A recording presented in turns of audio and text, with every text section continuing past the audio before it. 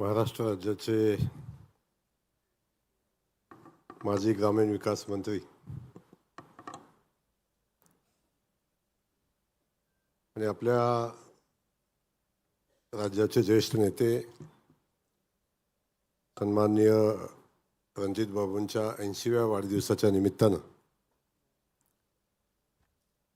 होत असलेला हा पुरस्कार सोहळा आणि या पुरस्कार सोहळ्यासाठी आपल्या सगळ्यांसोबत उपस्थित असलेले ज्यांच्या हस्ते हा पुरस्कार सोहळा होतोय ते राज्याचे कर्तव्यदक्ष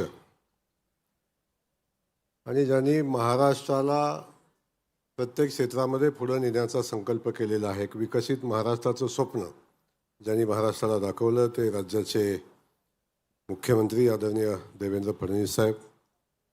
या ठिकाणी ज्यांनी आत्ताच आपलं मनोगत व्यक्त केलं ते आमचे राज्याचे ज्येष्ठ नेते, आमचे मार्गदर्शक सन्माननीय नागपूर जिल्ह्याचे सुपुत्र आणि पालकमंत्री सन्माननीय बावनकुळे साहेब.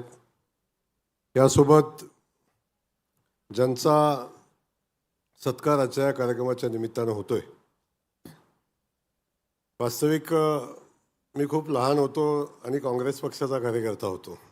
अगदी छोटा, म्हणजे कुठल्या बेरजेत नसणारा असा कार्यकर्ता होतो. तेव्हा साहेब प्रदेशाध्यक्ष म्हणून काम करत होते. तेव्हा लांबून बघण्याचा योग आला होता. त्यानंतर राज्यामध्ये जी जी जबाबदारी त्यांना मिळाली त्या प्रत्येक जबाबदारीला न्याय देणारं एक शिस्तप्रिय नेतृत्व म्हणून ज्यांच्याकडे बघितलं जातं ते आदरणीय रणजित बाबू. त्यांच्यासोबत त्यांच्या सहचारणी असतील, अनिलजी देशमुख आहेत, त्यांचे सगळे कुटुंबीय, खास करून ज्यांच्या विनंतीला मान देऊन आशिषजींनी खूप आग्रह केला. नाही तर नागपूरमध्ये एवढे मोठे नेते असताना माझं काही काम तसं वास्तविक नव्हतं, पण आशिषजींनी खूप आग्रह केला की रणजित बाबू ग्रामविकास खात्याचे मंत्री होते आणि तेव्हा आपण ग्रामविकासचा पुरस्कार आपण ग्रामपंचायतींना देतोय, तेव्हा राज्याचे ग्रामविकास मंत्री म्हणून आपण आलं पाहिजे असा आग्रह आमच्या मित्रांनी धरला आणि त्यांच्या विनंतीला मान देऊन या ठिकाणी आज येण्याचा योग आला. आणि मलाही मनापासून आनंद यायचा की या कार्यक्रमात मला सहभागी होता आलं. त्यासोबत स्टेजवरचे सगळे सन्माननीय ज्यांची नावं घेतली पाहिजे तसे सगळे आहेत, पण सगळ्यांची क्षमा मागेन. खास करून आमचे CEO आहेत आणि पुरस्कार सोहळ्यासाठी जी समिती आहे ती सगळी समिती आणि ज्यांनी गावं निवडत असताना खूप काम केलेलं असे सगळेच समितीचे सदस्य आणि आपण सगळेजण उपस्थित असलेले सगळे नागरिक बंधू भगिनी आणि ज्या ज्या ग्रामपंचायतीला आज पुरस्कार मिळालेले आहेत त्या सगळ्या ग्रामपंचायती आणि त्यांचे सगळे सरपंच, सगळे पदाधिकारी, आपण सगळे बसलेले समोर बसलेले सगळे सन्माननीय. आज ग्रामविकासच्या संकल्पनेतून आपण बघितलं की ज्या ज्या ग्रामपंचायतीने सर्वोत्तम काम केलं, म्हणजे दोन्ही योगायोग आहेत की रणजित बाबूंना ज्या ज्या क्षेत्रामध्ये जी जी संधी मिळाली तिथं त्यांनी सर्वोत्तम काम करायचा प्रयत्न केला. अगदी नरखेडच्या सभापती पदापासून, नागपूरच्या जिल्हा परिषदेच्या अध्यक्षापासून, अगदी आमदार झाल्यानंतर त्यानंतर त्यांनी राज्यमंत्री म्हणून त्यांना 2 वेळा संधी मिळाली. त्या संधीचा उपयोग केला.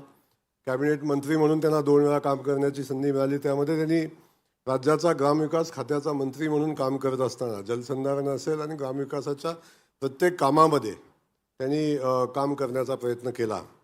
आणि आज जेव्हा ते 80 वर्षाचे होत आहेत तेव्हा आशिषजींनी खास करून या सगळ्या सत्कार सोहळ्याच्या समितीला मनापासून कौतुक करेन त्यांचं की आपण त्यांच्या 80व्या वाढदिवसादिवशी ज्या क्षेत्रामध्ये त्यांनी काम केलेलं आहे त्या क्षेत्रातल्या लोकांना, सरपंच असतील, गावं असतील, त्यांना एकत्र करून त्यांचा सन्मान करण्याचं काम आपण या निमित्तानं करताय. खरोखर आपलं मनापासून या ठिकाणी कौतुक आहे.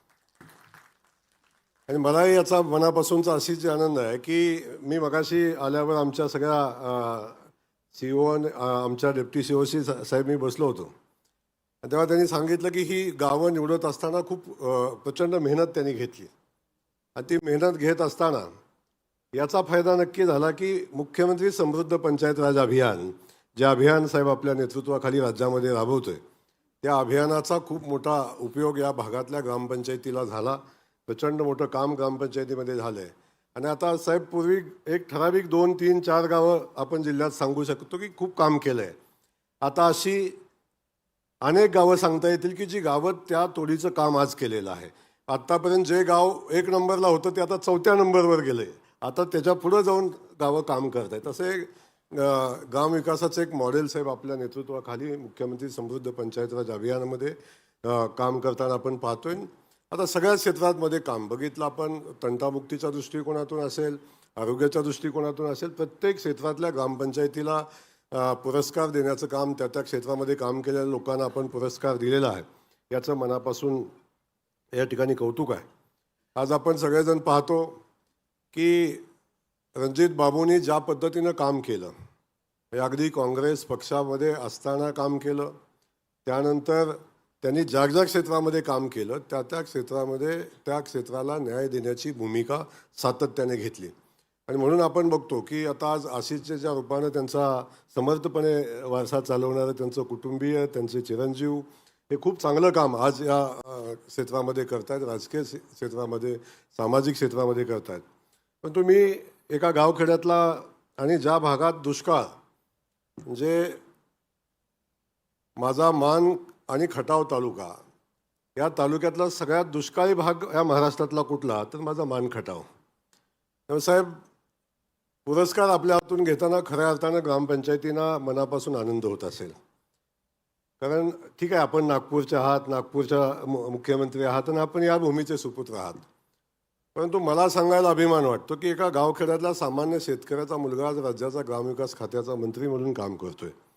साहेब आपल्यामुळे संधी मिळाली असेल, पण एवढं बहुआयामी नेतृत्व महाराष्ट्राला या नागपूरनं दिलं, त्या नागपूरच्या मातीचं खऱ्या अर्थानं मनापासून धन्यवाद व्यक्त करतो.